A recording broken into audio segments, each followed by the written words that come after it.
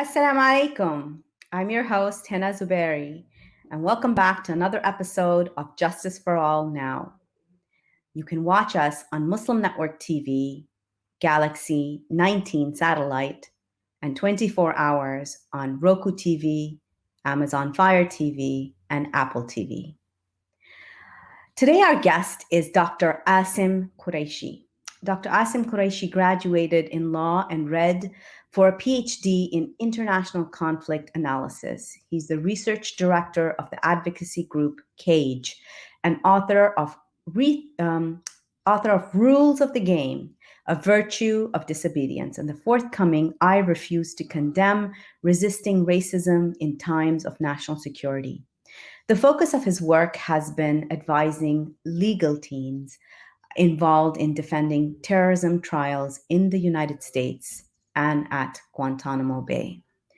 Today, we've invited Dr. Qureshi to really focus on Americans engaging with policing from his perspective in the United Kingdom.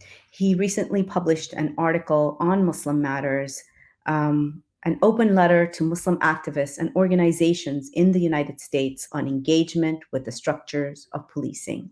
And especially in light of what has transpired in Kentucky, in Louisville, with Breonna Taylor's case, we wanted to really dig deep and talk about our community's engagement with policing and what we can learn from what has happened with Muslim communities in the United Kingdom. Assalamu alaikum. Assalamu alaikum. Thank you so much for being here today, and thank you for that piece that you have recently written on this. We often talk about this in leadership circles, and I get to hear from a lot of, especially our board members of our masajid who are struggling between white supremacy, attacks by white supremacists, hate attacks, Islamophobia in many different forms, manifestations, and keeping their communities safe. And the first group agency that they reach out to are usually the local police stations and having security guards from local police stations. So, and then when we bring up the topics that we're going to be discussing today, it's often, well, what do you want us to do? Mhm. How do you want us to engage? So let's start with that. Keeping your experiences in mind, what are your recommendations to the Muslim community in the United States? Sure. Bismillah wa salatu wa salam ala Rasulillah. Jazakallah khair for having me. It's a real honor and privilege to be able to speak to you and your audience. I think this is a difficult one because, obviously we're so used to engaging with authority, engaging with people in positions of power in a very specific way, one that is usually centered to our immediate concerns. So if you're a masjid or if you're a community organization or even as an individual, you have immediate concerns in front of you. You Mhm, don't see, you're not walking around in your life thinking about the larger edifice of police brutality and violence. You just want to know, like, am I going to be safe every mhm, single day? And so when you start from that position, I think it's difficult to have a conversation about what engagement looks like because mhm, immediately, talking to the police, asking the police for protection against white supremacy does seem like the logical thing to do. So in a way, what I'm calling for seems a bit counterintuitive. Like, mhm, why would you not want to have that relationship? mhm, That's why I think this piece I wanted to put it out because I mean it's not just in the US, it's in the UK as well. The whole idea of, well, to what extent are we being kept safe? Like, are we even having that conversation? Do we understand what the function of policing actually is? Are they capable of stopping an act of violence taking place before it takes place? mhm, And you know, if you study the history of violence, of white supremacist violence, and its ubiquity, particularly in American society, The idea that somehow by having a relationship with the police that we're going to be able to stop potential attacks, Mhm. that's not that's not the whole of the answer. I understand it's a quick answer, it's an easy answer, but I don't think it's the whole thing. And so when we talk about how we engage, I think first we have to understand like why we're engaging in the first place. And Mhm. I think that's really the fundamental question that has never been really answered effectively, because we have this kind of knee-jerk reaction or response to want to turn to people and authority to keep us safe. So I know I didn't specifically answer your question yet, but I know we'll Yeah, come to that we'll question. come to that. And this is why, and the reason why because our audience a lot of times are people who are in leadership positions in the Muslim community. So we are talking to them, and they need to understand what policing is in the broader in the history of policing, even in this country, where how policing was formed.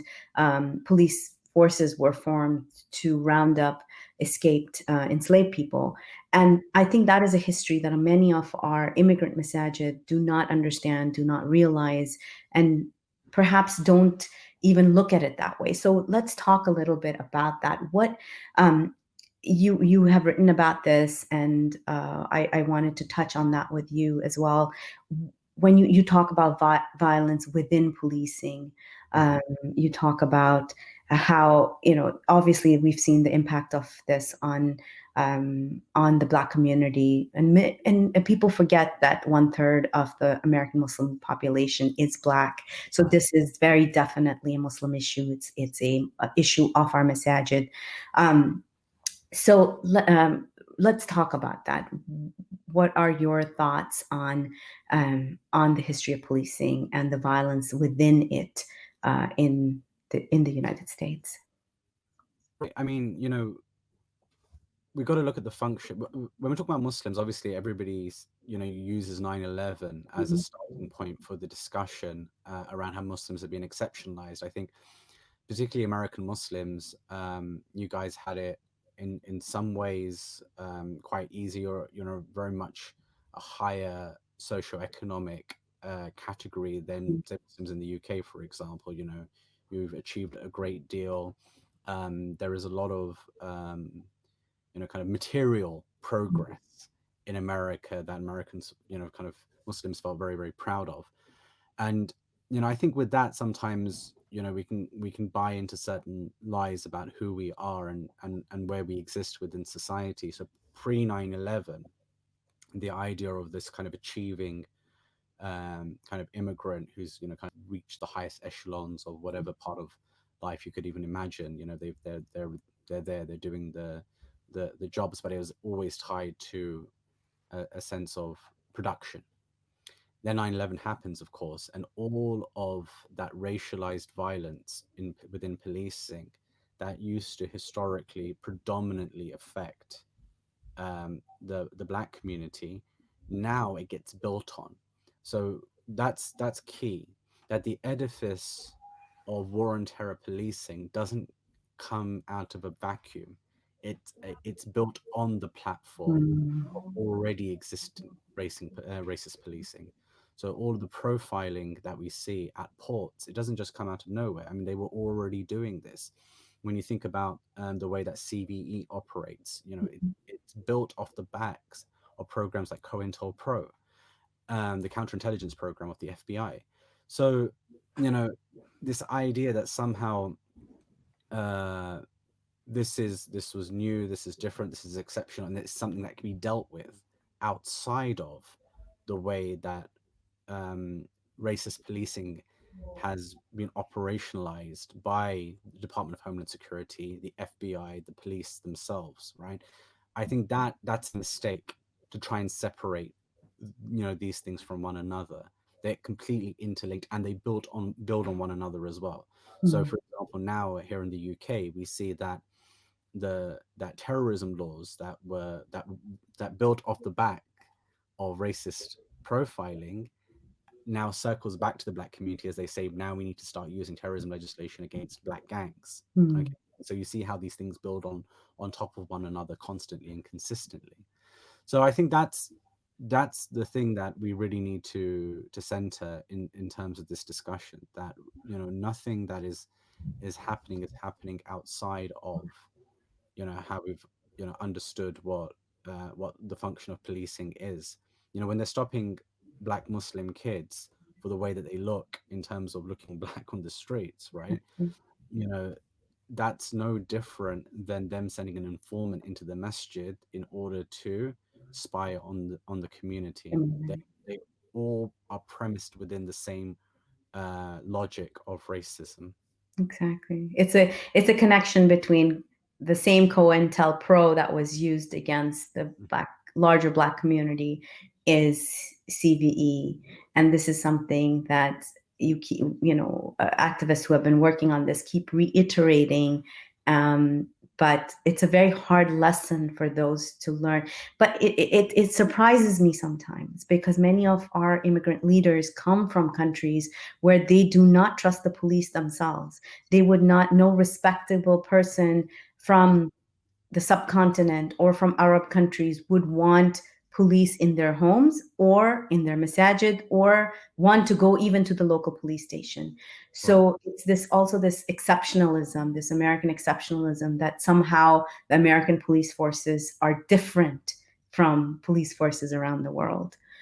Which really, so I really want to talk a little bit as a perspective from a lawyer. So you say largely police do not stop crime from taking place as much as they are part of the process of criminalization after crimes have been committed. Right. So I mean, yeah, I very much stand by that. Like when we say that we want the police to stop burglaries from taking place, what we're actually saying is that we want them to find the robber or the burglar, and Mm, when they can, after the fact. Stopping it in advance doesn't usually happen. If we're serious to ourselves and we ask ourselves the difficult questions about, okay, well, how do I keep the society safe, then that requires solutions well outside of policing. I mean, by the time you get to the police, by the time they become necessary, you've already lost whatever it is that mm, you were seeking to protect yourself from. And so this idea that we need to engage with them and build bridges with them in order to keep ourselves safe. I reject that notion. I think safety comes from doing the very, very, very hard work of building bridges with the communities that we live around, by helping other people up, people who are impoverished, helping them, in ways that fundamentally change their lives, not just doing handouts, really doing very, very hard community work. That's mhm, where solutions lie, not within saying, okay, we need to talk to this police officer. And this is something that we get in the UK a lot. People often say to me, look, we invited XYZ police officer, he came to the masjid, he sat down, he heard all of our complaints, and he fed that back to the police department. And that always makes me laugh, because that's great. He might now think you're a human being. mm, He has colleagues that are still involved in entrapping the people from your masjid or people within the area, and he's got other colleagues who are stopping kids on the street just because of the way they look. So did you change the structure itself, or did you just perhaps move one person? I And I'm see. not saying, of course, shifting hearts isn't important. What I'm saying is that in this time, in this moment in particular, have we missed, I'm asking the question, have we missed something when we're seeing the daylight execution, particularly of black people, on what seems like a weekly basis, on a daily basis Mhm. in America, by trying to effectively pass the buck by saying we're engaging.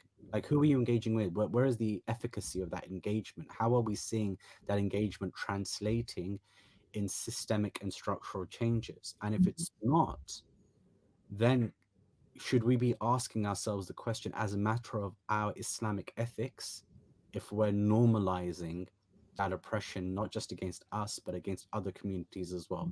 And that is a much harder question to answer, because as soon as you get into the realm of questioning yourself, well, am I normalizing? Am I contributing to giving them a rubber stamp for the policies, other policies that they're doing, then we get into tricky territory in terms of our own relationship to Allah subhanahu wa ta'ala. And that's what ultimately for me what all of this comes down to.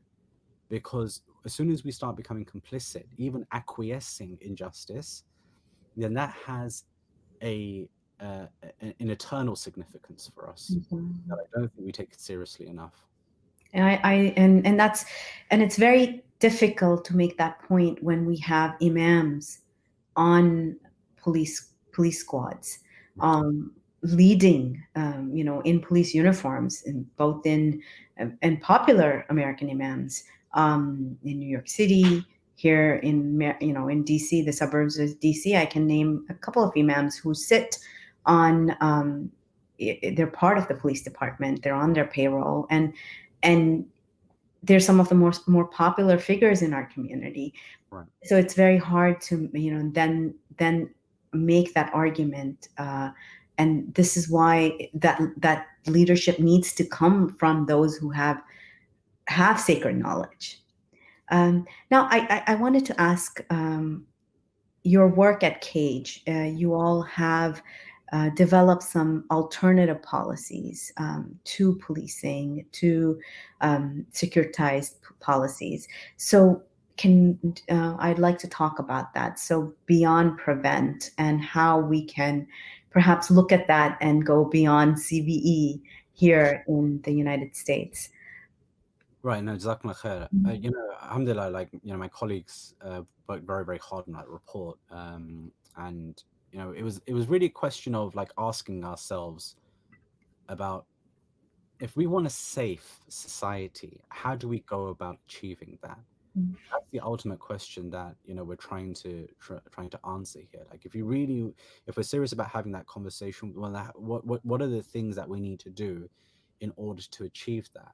And of course, like right near the top of our list is, you have to end racist policing for Mm, us, not normalizing in any way, getting rid of the entire edifice of terrorism legislation, because all of it, in its conception, in the way that it's framed, everything about it, in its epistemology, right, in the way that its knowledge is constructed, it is there in order to exceptionalize us. mm, No other community is impacted by these policies in the way that we are. And of course, we normalize it. We joke about the fact that we get stopped at airports. We joke about the fact that we take extra time and extra precautions in order to go to the airport. We get stopped in our hundreds and thousands between the US and the UK every single year. And what we do is we accommodate that in our lives by coming an extra hour or two earlier to the airport, mm, by um, making sure that we don't carry any risky books or risky documentation, anything that could be misconstrued. We normalize that oppression in our lives, right? So that is not the solution. That is a normalization. The mm, solution is ending the entire construct of terrorism laws themselves and saying to ourselves that we're not going to be complicit in our own harm in any way. We need to remove funding that goes into pots like CVE, and mm, over here in the UK, prevent. Once you remove these pots, then what happens is that you rebalance the relationship that you have with the state, because right now the state says, yes, we know that you have a problem with substance abuse and alcohol, and it's great that you're taking a religious view towards these things and trying to solve these problems. However, we don't have any funding available for you. And this is very common with Prevent. And I know it's happening with CBE in the US as well. What we're going to do is we're going to give you that funding that you need through this new fund, this new CVE fund, and this new Prevent fund, but you need to bring de radicalization work into your programs as well. What has abuse got to do with radicalization or mm, de radicalization? It's got nothing to do with whatsoever. But we end up getting co opted because we feel like we're doing very, very important work, which mm, organizations are. But in order for them to survive, in order for them to do the very necessary work that they were already doing, they then have to bring in this other element as well. So we're saying remove this link, remove this kind of funding that's being put in place as a barrier to us doing the necessary work that we need to do. We're also saying change foreign policy. Of course, for us, that's a huge part of trying to build these safer societies. We're saying, end programs over here that we had, like austerity, taking money away from public services, because everything, when within a securitization narrative, everything gets funneled through the Through eye. governments. There might be a terrorist coming, so Mhm. psychologists and psychiatrists are given funding in order to stop terrorists. No, we need mental health services because people are struggling with their mental health. Not Exactly. because We people. need PPE, we need protective gear because people are dying from COVID. But So that, yeah, yes. so everything we're suggesting is just, Mhm. honestly, it's just common sense, but Mhm. it's about doing the hard work. It's about having a vision for our future as Muslims that is not limited to us simply trying to fit ourselves within this violent neoliberal system, Mhm. where we're just trying to like have a halal version of everything that non-Muslims do, right? Which is what how progress is often presented to us. You can have Sharia compliant everything, and live that your best Sharia compliant life, right? But it has to be within their system of violence. So we're saying no, we need to reject that entire model of how we operate and behave in order to bring that systemic change. And see, like when we talk, and I, one of the things that changed my perspective on all of this was this quote from Fahad Ahmed, who does a lot of wonderful work in New York with drum. Mhm. And I had he, to. Great guy. so when he said there's a war on our street overseas, and there's a war on our streets, and it's Mhm. the exact same war. And this it's hard to connect the two until you see it in that framework, if you see it in that perspective, and then the connections start coming swiftly, and they're fast, because then it's not just about someone broke into my house and I need to call 911. It's about the same people and the same policies that are targeting, drone attacks. They're on little villages in Afghanistan is the same thing that is happening in the streets of Baltimore when little boys walk into the corner liquor store to buy a piece of bread. So, and this is very important for us to look at that framework. Now, you've studied those frameworks. You worked in freeing people who have been victims of that framework. So, what are some lessons that you have learned from your work? Okay, yeah, that's a great question. I guess, in terms of our work, the first thing that I want to say about our work really, and I really front loaded this in the article itself, is Mhm. that people who do this work were not owed anything whatsoever. Like, there's no victim of counterterrorism policy or of racist policies that owes us any kind of thanks, of anything really. Because for a start, it's an extreme privilege that Allah subhanahu wa ta'ala has given us, those of us who are involved in trying to help others. But also ultimately, like, what is it that we're saying about this work? You know, our job is never done. At no Mhm. point can we really say that, we've achieved something or anything. And actually, I think James Baldwin, he really puts it so well in The Fire Next Time, because he talks about, the fact that like organizations like the NAACP, they do bring all these legal cases, right? Mhm. They're perfect legal cases, but they take forever to go through the courts.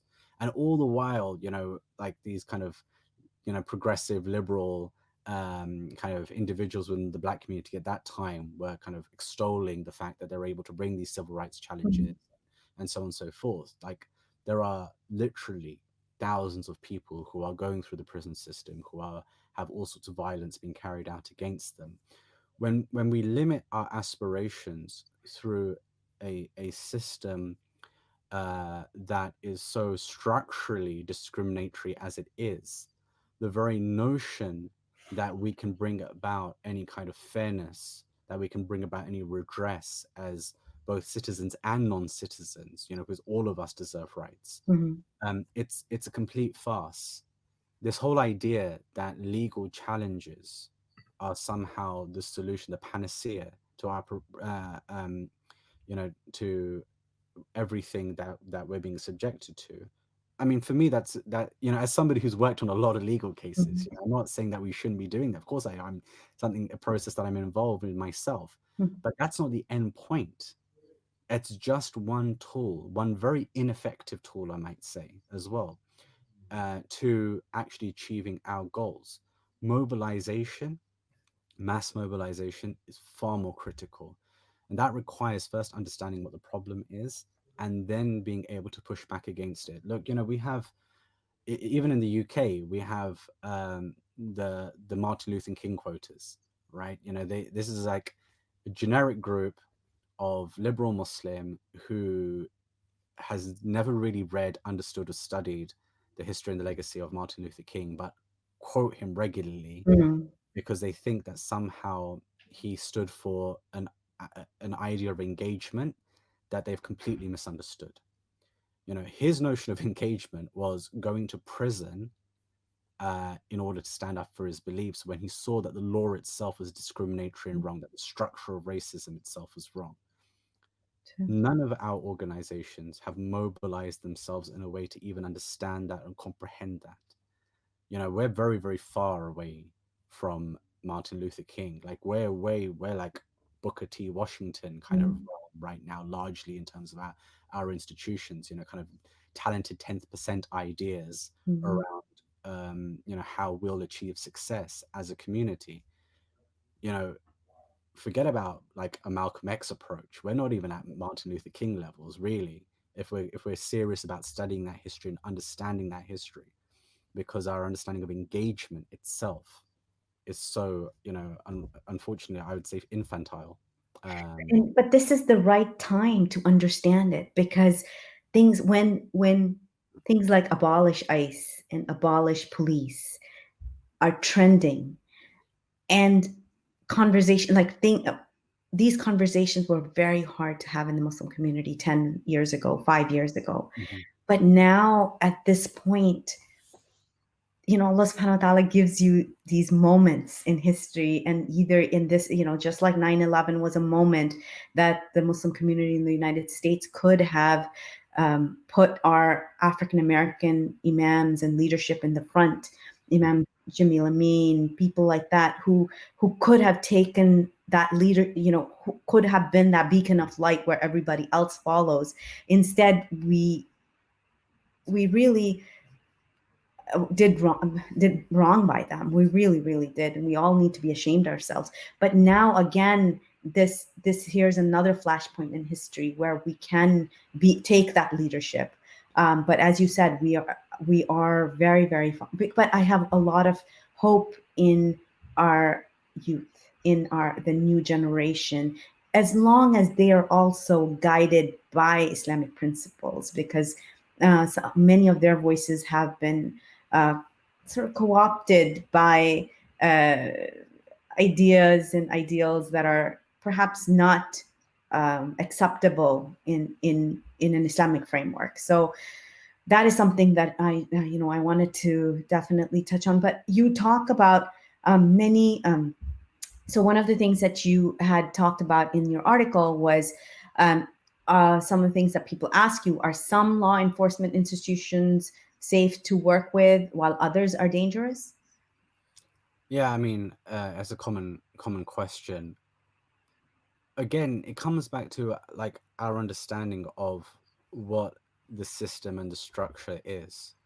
If we see them as kind of like disparate individuals or disparate institutions, then I don't think we really get a full flavor for the problem that's in front of us. Mhm. We have to understand that the police work with the FBI, they work with the Department for Homeland Security. They're all with one another.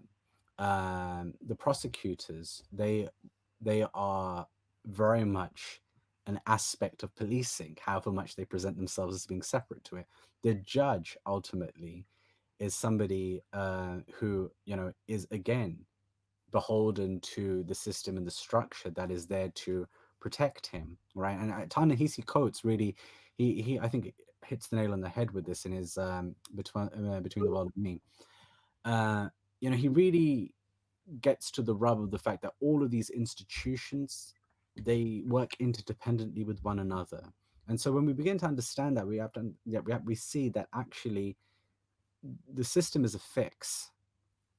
It's fixed for a certain type of person who doesn't look like us, who doesn't have the same investment in society that they do. It's not designed for us either, and all the while that we seek those people to try and give us our rights, I think we're missing a trick, because they have no interest. What material interest do they have in building up others in the same way? And that's why I think it's so easy for them to be able to do something like what happened with Breonna Taylor yesterday. I Mm, think it was easy for them to do that because they know that there is not going to be any significant mobilization against it outside of the black community. I mean, of course, the black community has been doing amazing work, and really, any gains that have been made really have been off, from them. But again, Obama's in power. Eric Holder's the Attorney General. You think black president, black Attorney General. This is like, the peak, the ultimate peak of black representation in America. And what happens with Michael Brown's case? They don't indict. mm. Why? Because the system and the structure isn't there. George Zimmerman isn't possible, in terms of the verdict in his case with Trayvon Martin, without the system and the structure being what it is. All of this, all of this happens because of the system. And And let's so, talk a little bit about, you brought up Breonna Taylor's case. yeah, This case is an it's an ideal case to study. It's a case study of everything that happens in a way that, of Marjorie Hill, a friend of mine, tweeted about this: when do black women ever get justice, right? um, but this is a sample case, because from the beginning to the end, not, it happened as it was meant to happen. It was as it was designed to happen. And I think, for because there's so much scrutiny on it, this is the first time people are realizing that this is how the system is set up, and right. this is an awakening that I haven't seen before in many people.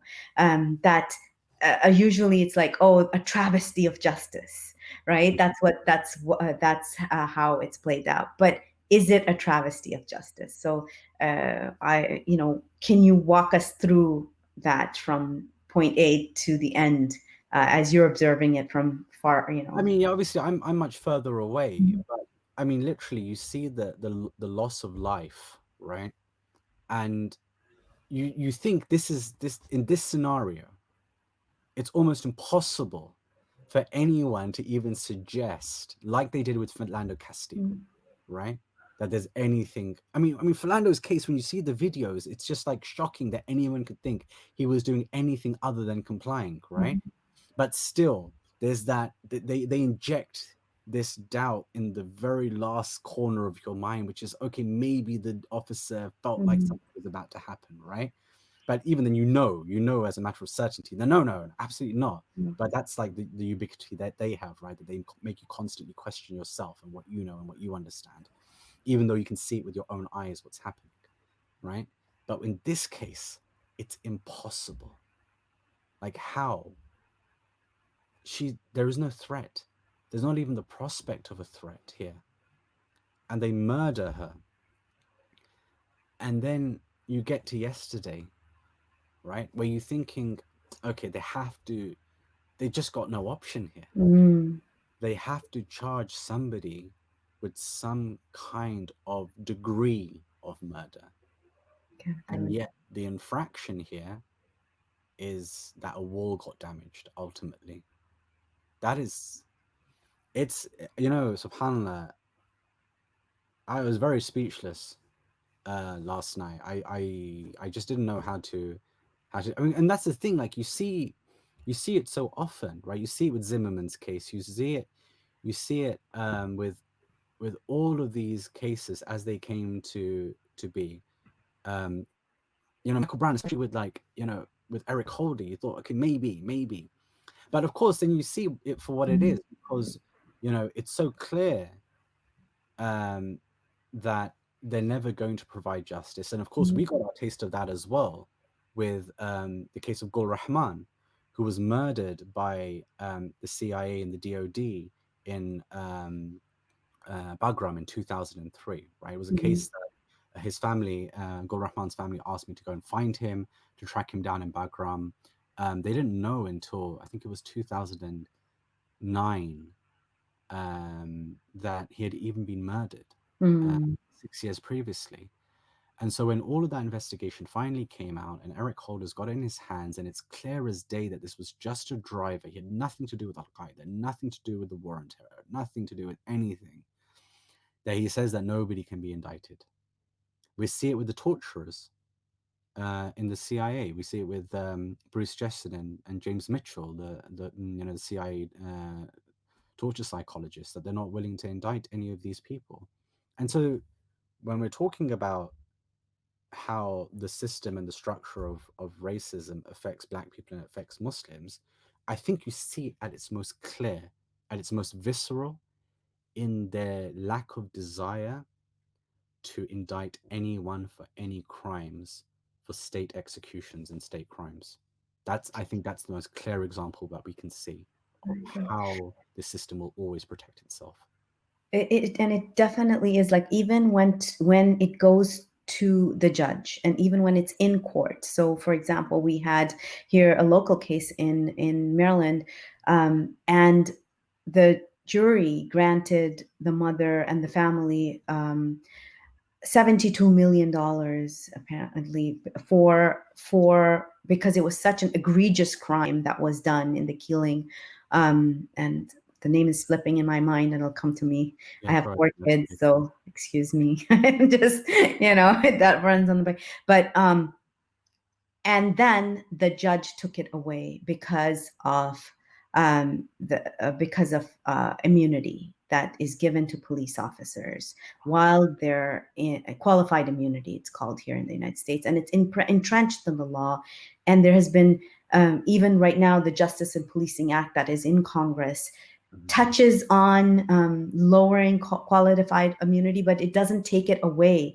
So even when your jury decides that this was an egregious case, this should not have happened, and the victims deserve compensation, that compensation gets taken away. So from the beginning to the end, the system is set up to protect those who are committing crimes, who are supposed to be what we're told over and over again, protecting the communities. Um, We've actually got a bill right now going through Parliament that specifically states that if crimes are committed by our institutions, that they have immunity for those crimes. So we're following you, straight uh, down the rabbit hole.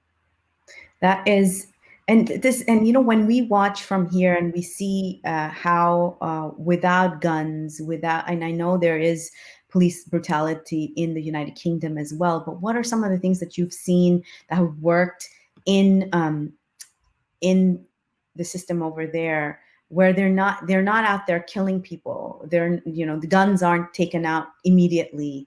um, why don't you guys have the same system that we do?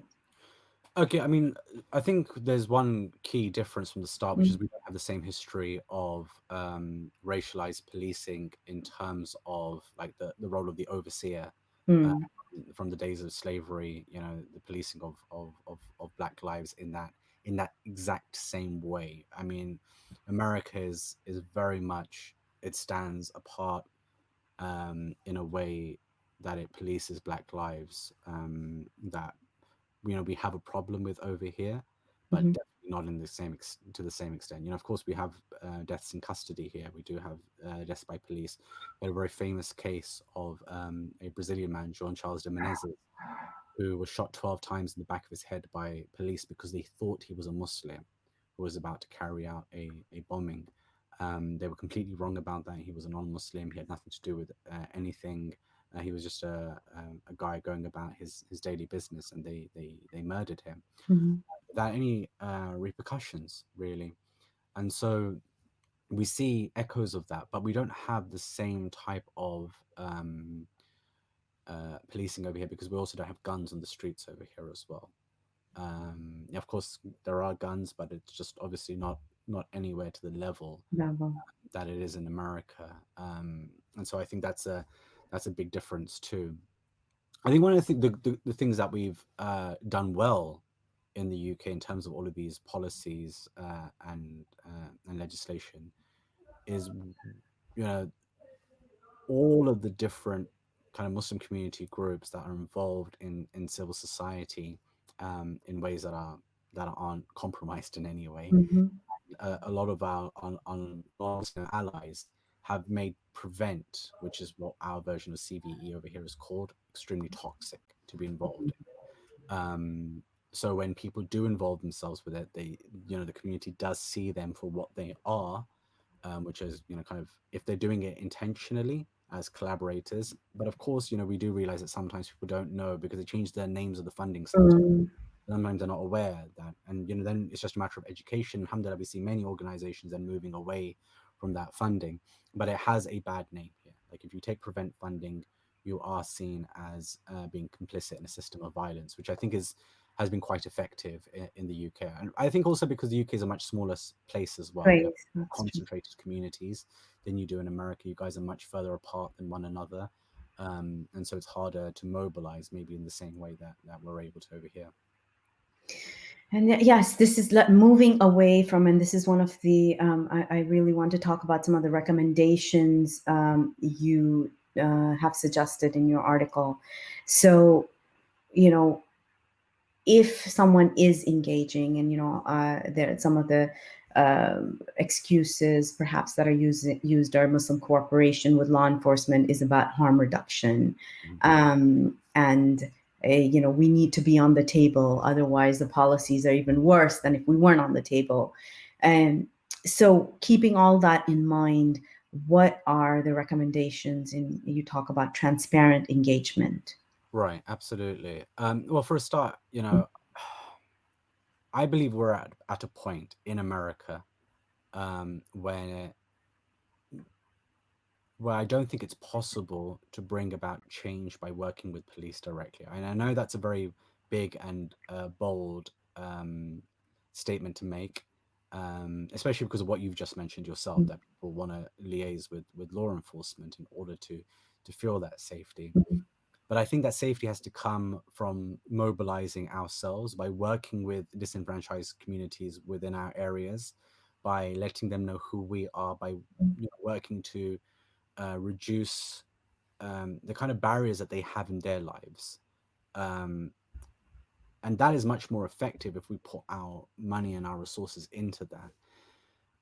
Also, that engagement where they are potentially protecting us with funding from white supremacists, ultimately, I don't think that necessarily works. But more importantly, to what extent do we rubber stamp and normalize the police in our area when they're committing crimes against other communities when we do that, right? Because remember, what they get out of that transaction, because it's a transaction, what they get is the ability to say, well, we have the support of the Muslim community, we Mm. have the support of the masjid, right? And that is a big thing that we're giving away.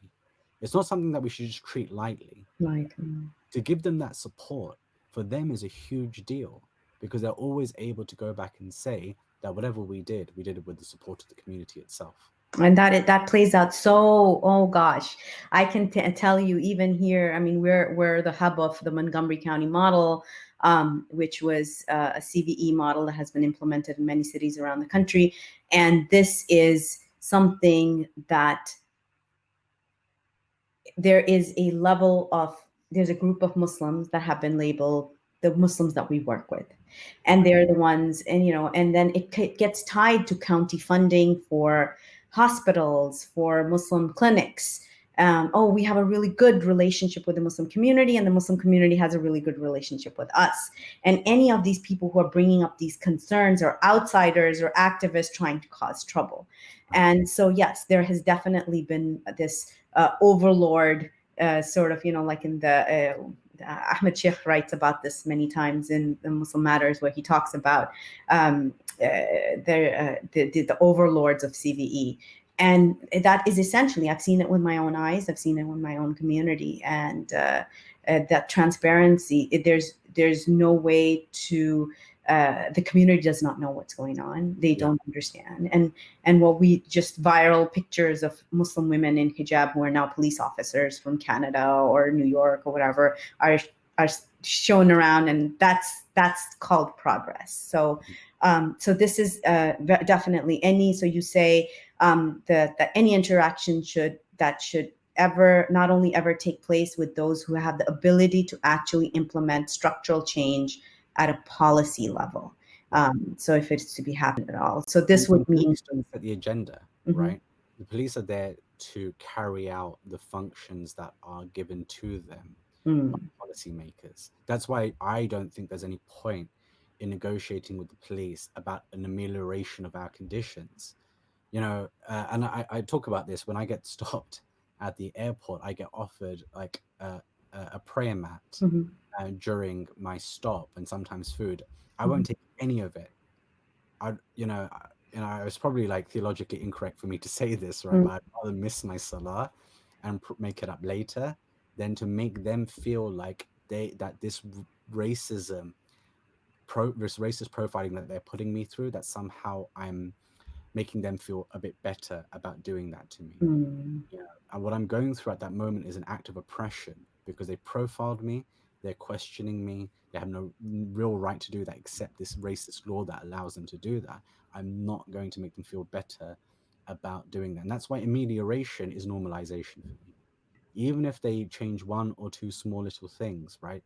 Because the structure of law and the structure of the justice system is so discriminatory, we're only ever um, in very, very small units, making things slightly better, if at all. But it's not even for everyone. It will just be for like one maybe small community or one small masjid or one maybe small town.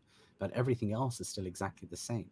That's why, like, yeah, definitely my first point is that you should be going directly to policymakers. You should just mm, say, blanket, we will deal with this matter at a policy level, not at the level of the police themselves. mm.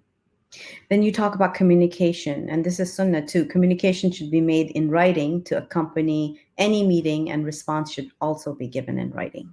Right. I mean, yeah, promises are made all the time, between people. You'll often hear our community leaders saying things like, "We spoke to the police about X, Y, and Z, and they Mhm. give assurances." You know, I want to see those insurances on paper, Paper. and I want them as pledges, not as kind of vague kind of statements. I want to see timelines. I want to see action, a program of action of how those changes are going to be implemented, how they're going to be brought through. Otherwise, what is the point of that engagement? If the engagement is just so, and people forget about this, there was a psychology to this engagement that I think is very much understudied. Or actually, Fanon understood this very, very well. It's just we haven't understood it in our context, right? Which is when we engage, there is part of us that is trying to whitewash ourselves from the stare of suspicion. Mm, And we have to accept that there is a personal or a community level benefit that we're trying to achieve from this interaction, which is to say to ourselves, okay, alhamdulillah, they won't see us as suspicious at least, right? So, and that some of that is internalized Islamophobia too, absolutely. because we've just internalized it, and we feel suspicious ourselves because we've been made to feel like this beard, the hijab, the inshallahs, the mashallahs are all part of suspicious behavior. Right. I know we That's have why the to wrap up. communication is important. Pardon? And that's why the communication is important, that Really we're important. transparent about that communication. So we have about 3 minutes, and I want to really get to your concluding remarks and the final, your final recommendations as you through this letter that you're sending to the American community here. I mean, ultimately, sister, this is about our ethics as Muslims, Mhm. about our relationship to Allah subhanahu wa ta'ala and our relationship to the oppressed. I think we take this too lightly. that it's just something that, anything goes. That's ikhtilafi mat. That might well be the case, but there is a culpability that we have to accept that comes with the decisions that we make. And when we are normalizing our own oppression and the oppression of others, then I think that's a conversation that we need to have. And so the open letter is really a conversation that I'm hoping that we can all have together, like help us in the UK to learn from your experience better. Mhm. We have things that we can help American Muslims with. Alhamdulillah, I've been in a very beneficial position of being able to work on cases on both sides of the Atlantic. So I have a fair degree of familiarity, which is why I felt like, okay, even though I'm possibly not the best person to make this intervention, because a number of people were asking me over the last few months to make some kind of intervention, I thought, okay, let's talk about ethics. Mm. Let's talk about principles. Let's not go into call outs. Let's just talk about, what does all of this mean? And hopefully from there, you know, even if masajid don't take this on, that their communities, that their congregants can ask these questions of their committees to say, hey, look, okay, what do you think about this? Can't you be more transparent? Can't you give that to us in writing? So at least we have some tools that we can help to make our own selves better, inshallah. Inshallah. And as especially those of you who are watching, a lot of us often have baggage that we bring to the table when, especially if we haven't grown up in this country. So lead a lot of times our position of leadership should be from people who perhaps have grown up with this for centuries and are able to really synthesize the junk from reality, honestly, just to put it in really layman's terms, that and be able to see what is real and what is really being offered to them and what is just sweet words that will sway us, the few pictures, the photo ops, and then we're done. And your recommendations are absolutely solid. I've worked within the community, reported on it, worked on civil rights, human rights, all sorts of. And one thing that I admire about the British Muslim community is almost that chip on the shoulder that you guys have, that you don't take it, right? And a lot of Very much so. our leadership takes it and keeps taking it over and over again because they feel that spot on the table is more important than the dignity of the most vulnerable amongst us. So this is something that I really appreciated, that the letter, and I'm glad we could have this conversation today. Would love to have you on again to talk more about your work on Cage.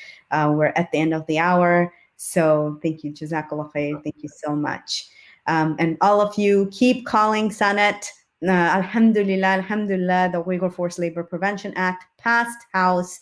It's in Senate now, and we are looking forward to having you guys keep doing those calls and making, your one call can change the mind of your senator. So, Assalamu alaikum, Jazakallah khair.